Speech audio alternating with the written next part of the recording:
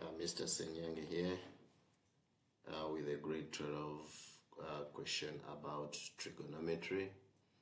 Yes, we are given a number which says if 4 tan theta is equal to 3 in between 180 degrees to 360.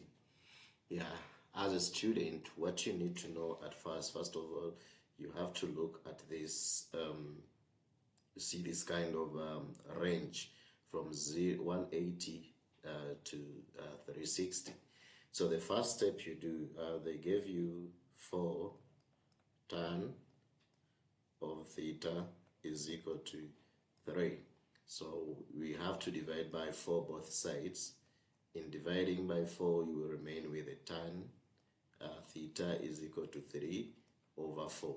You see this range of 180 to 360.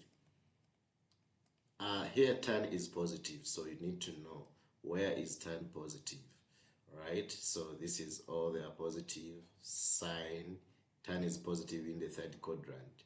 So meaning when I'm drawing my thing, because they say it is in between 180 to 360. Most of the students, they get confused about that range. So this means my table is supposed to be in this third quadrant. You see? That's where my table is supposed to be. So it means it is in the negative side, meaning that this opposite, which is a 3, is supposed to be here, becoming a negative 3, because remember, this one is my theta. Then this 4 is supposed to be a negative 4. You see? Because the range is in between 0, is in between 180 and 360. So if I go to part 1, which is 180, which is sine theta plus cos theta, I'll be having, when you try to look at this one, you need to use Pythagoras theorem in order to get the what? The hypotenuse, by saying negative 4 squared plus a negative 3 squared is equal to the hypotenuse squared. It will be 16 plus a 9 will give us the hypotenuse squared, which will give us a 25 is equal to hypotenuse squared. You see, and the square root of 25 will give us a what? It will give us a hypotenuse equals to a 5. Yes, when I go back to the question which says sine of theta plus cos of theta, since I've got my hypotenuse as a 5, it will be very easy for me to say this is the same as sine theta is opposite, which is negative 3, over hypotenuse, which is a 5, then plus the adjacent for the cos is a negative 4 over 5. So when a negative meets a positive here, we'll automatically get a negative, so which will give us a negative 3 over 5 minus a 4 over 5. Definitely I'll get a negative 7 over 5. Yes, that's the answer for part A.